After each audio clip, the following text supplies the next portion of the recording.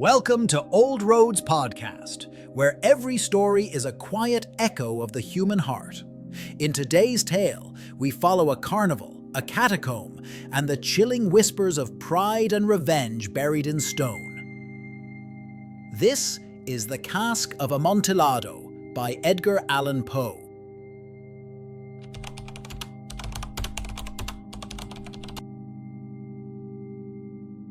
The 1,000 injuries of Fortunato I had borne as best I could, but when he ventured upon insult, I vowed revenge. You, who so well know the nature of my soul, will not suppose, however, that I gave utterance to a threat. At length, I would be avenged. This was a point definitively settled, but the very definitiveness with which it was resolved precluded the idea of risk. I must not only punish, but punish with impunity. A wrong is unredressed when retribution overtakes its redresser. It is equally unredressed when the avenger fails to make himself felt as such to him who has done the wrong. It must be understood that neither by word nor deed had I given Fortunato cause to doubt my goodwill. I continued, as was my wont, to smile in his face, and he did not perceive that my smile now was at the thought of his immolation. He had a weak point, this Fortunato, although in other regards he was a man to be respected, and even feared. He prided himself on his connoisseurship in wine. Few Italians have the true virtuoso spirit. For the most part, their enthusiasm is adopted to suit the time and opportunity to practice imposture upon the British and Austrian millionaires. In painting and gemmery, Fortunato, like his countrymen, was a quack. But in the matter of old wines, he was sincere. In this respect, I did not differ from him materially. I was skillful in the Italian vintages myself, and bought largely whenever I could. It was about dusk one evening during the supreme madness of the carnival season that I encountered my friend. He accosted me with excessive warmth, for he had been drinking much. The man wore motley. He had on a tight-fitting party-striped dress, and his head was surmounted by the conical cap and bells. I was so pleased to see him that I thought I should never have done wringing his hand. I said to him, "My dear Fortunato, you are luckily met. How remarkably well you are looking today. But I have received a pipe of what passes for Amontillado, and I have my doubts." "How?" said he. "Amontillado? A pipe? Impossible! And in the middle of Carnival!" "I have my doubts," I replied, "and I was silly enough to pay the full Amontillado price without consulting you in the matter. You were not to be found, and I was fearful of losing a bargain." "Amontillado!" "I have my doubts." "Amontillado!" "And I must satisfy them." "Amontillado!" "As you are engaged, I am on my way to Lucchesi. If anyone has a critical turn, it is he. He will tell me, 'Lucchesi cannot tell Amontillado from a sherry.' And yet some fools will have it that his taste is a match for your own. Come, let us go." "Whither?" "To your vaults." "My friend, no. I will not impose upon your good nature. I perceive you have an engagement. Lucchesi?" "I have no engagement. Come." "My friend, no. It is not the engagement, but the severe cold with which I perceive you are afflicted. The vaults are insufferably damp. They are encrusted with nitre." "Let us go, nevertheless. The cold is merely nothing. Amontillado! You have been imposed upon. And as for Lucchesi, he cannot distinguish sherry from Amontillado." Thus speaking, Fortunato possessed himself of my arm. Putting on a mask of black silk, and drawing a roquelaire closely about my person, I suffered him to hurry me to my palazzo.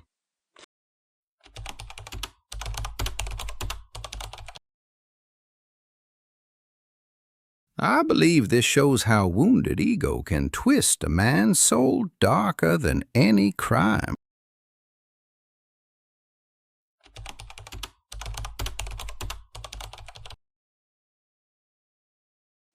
There were no attendants at home. They had absconded to make merry in honor of the time. I had told them that I should not return until the morning, and had given them explicit orders not to stir from the house. These orders were sufficient, I well knew, to ensure their immediate disappearance, one and all, as soon as my back was turned. I took from their sconces 2 flambeaux, and giving one to Fortunato, bowed him through several suites of rooms to the archway that led into the vaults. I passed down a long and winding staircase, requesting him to be cautious as he followed. We came, at length, to the foot of the descent, and stood together on the damp ground of the catacombs of the Montresors. The gait of my friend was unsteady, and the bells upon his cap jingled as he strode. "The pipe," said he.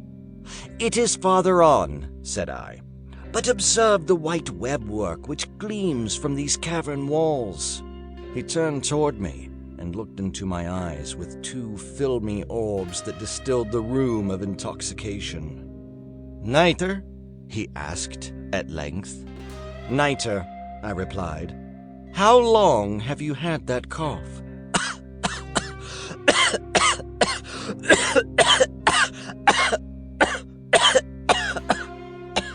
My poor friend found it impossible to reply for many minutes.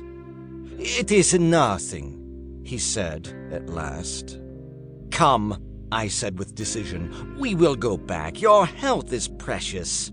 You are rich, respected, admired, beloved. You are happy, as once I was. You are a man to be missed. For me it is no matter. We will go back. You will be ill, and I cannot be responsible. Besides, there is Lucchesi." "Enough," he said. "The cough is a mere nothing. It will not kill me. I shall not die of a cough." "True, true," I replied. "And indeed, I had no intention of alarming you unnecessarily, but you should use all proper caution. A draught of this Medoc will defend us from the damps." Here I knocked off the neck a bottle which I drew from a long row of its fellows that lay upon the mold. "Drink," I said, presenting him the wine. He raised it to his lips with a leer. He paused and nodded to me familiarly while his bells jingled. "A drink," he said, "to the buried that repose around us, and I to your long life." He again took my arm, and we proceeded. "These vaults," he said, "are extensive." "The Montresors," I replied, "were a great and numerous family. I forget your arms. A huge human foot d'or in a field azure. The foot crushes a serpent rampant whose fangs are embedded in the heel. And the motto, Nemo me impune lacessit." "Good," he said.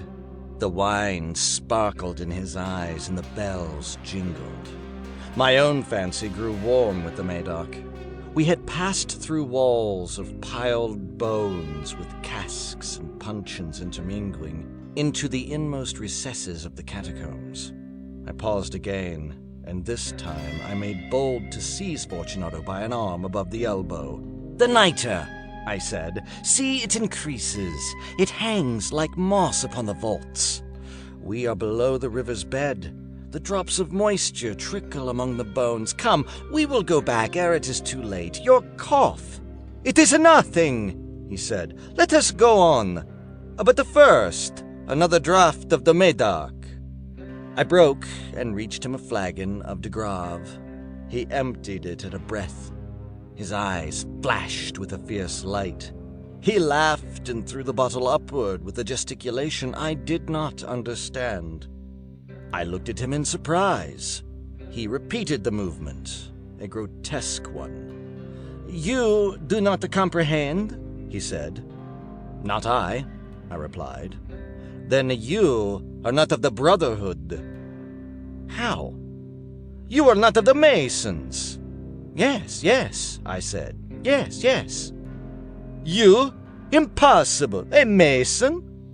"A Mason," I replied. "A sign," he said. "It is this," I answered, producing a trowel from beneath the folds of my roquelaire. "You jest!" he exclaimed, recoiling a few paces. "But let us proceed to the Amontillado." "Be it so," I said, replacing the tool beneath the cloak and again offering him my arm. He leaned upon it heavily. We continued our route in search of the Amontillado. We passed through a range of low arches, descended, passed on, and, descending again, arrived at a deep crypt, in which the foulness of the air caused our flambeaux rather to glow than flame. At the most remote end of the crypt there appeared another, less spacious. Its walls had been lined with human remains, piled to the vault overhead in the fashion of the great catacombs of Paris. 3 sides of this interior crypt were still ornamented in this manner. From the 4th, the bones had been thrown down and lay promiscuously upon the earth, forming at one point a mound of some size. Within the wall thus exposed by the displacing of the bones, we perceived a still interior recess, in depth about 4 feet, in width 3, in height 6 or 7. It seemed to have been constructed for no especial use within itself, but formed merely the interval between 2 of the colossal supports of the roof of the catacombs, and was backed by one of their circumscribing walls of solid granite. It was in vain that Fortunato, uplifting his dull torch, endeavored to pry into the depth of the recess. Its termination the feeble light did not enable us to see. "Proceed," I said. "Herein is the Amontillado. As for Luchesi, he is an ignoramus," interrupted my friend as he stepped unsteadily forward, while I followed immediately at his heels. In an instant he had reached the extremity of the niche, and finding his progress arrested by the rock, stood stupidly bewildered.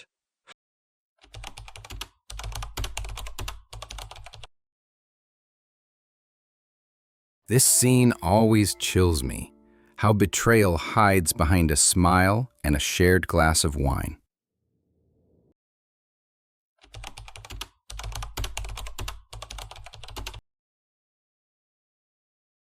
A moment more, and I had fettered him to the granite. In its surface were 2 iron staples, distant from each other about 2 feet horizontally. From one of these depended a short chain, from the other a padlock. Throwing the links about his waist, it was but the work of a few seconds to secure it. He was much too astounded to resist. Withdrawing the key, I stepped back from the recess. "Pass your hand," I said, "over the wall. You cannot help feeling the nitre. Indeed, it is very damp. Once more, let me implore you to return. No? Then I must positively leave you. But I must first render you all the little attentions in my power." "The Amontillado!" ejaculated my friend, not yet recovered from his astonishment. "True," I replied, "the Amontillado." As I said these words, I busied myself among the pile of bones of which I have before spoken. Throwing them aside, I soon uncovered a quantity of building stone and mortar. With these materials, and with the aid of my trowel, I began vigorously to wall up the entrance of the niche. I had scarcely laid the first tier of the masonry when I discovered that the intoxication of Fortunato had in great measure worn off. The earliest indication I had of this was a low moaning cry from the depth of the recess. It was not the cry of a drunken man. There was then a long and obstinate silence. I laid the 2nd tier, and the 3rd, and the 4th, and then I heard the furious vibrations of the chain. The noise lasted for several minutes, during which, that I might hearken to it with the more satisfaction, I ceased my labours and sat down upon the bones. When at last the clanking subsided, I resumed the trowel, and finished without interruption the 5th, the 6th, and the 7th tier. The wall was now nearly upon a level with my breast.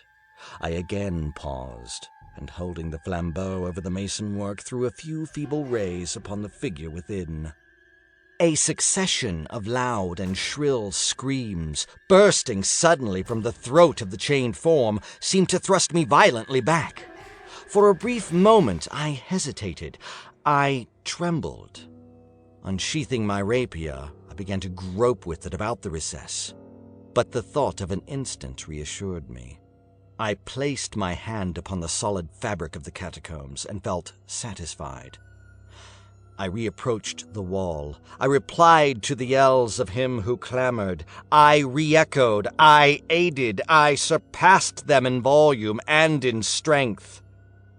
I did this, and the clamorer grew still. It was now midnight, and my task was drawing to a close. I had completed the 8th, the 9th, and the 10th tier. I had finished a portion of the last and the 11th. There remained but a single stone to be fitted and plastered in. I struggled with its weight. I placed it partially in its destined position. But now there came from out of the niche a low laugh that erected the hairs upon my head. It was succeeded by a sad voice, which I had difficulty in recognizing as that of the noble Fortunato. The voice said, "A very good joke indeed, an excellent jest. We will have many a rich laugh about it at the palazzo, for our wine." "The Amontillado," I said. "Yes, the Amontillado. But is it not getting late? Will they not be awaiting us at the palazzo, the Lady Fortunato and the rest? Let us be gone." "Yes," I said, "let us be gone." "For the love of God, Montreso!"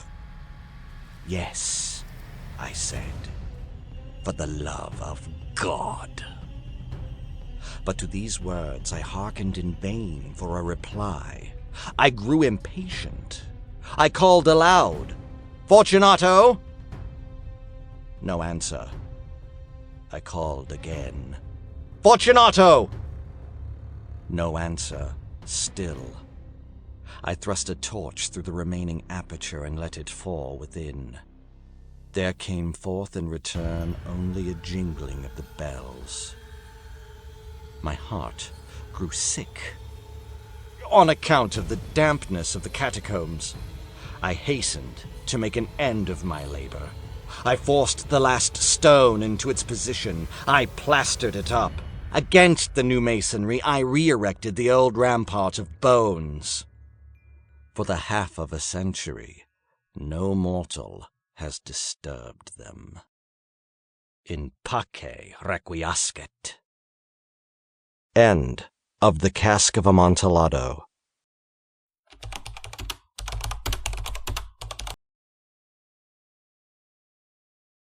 This turn always reminds me how misplaced trust can become the lock on our own cage.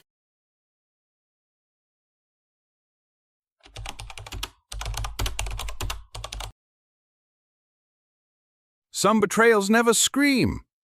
They whisper behind a glass of wine. Poe's tale reminds us revenge can taste sweet, but does it ever truly satisfy?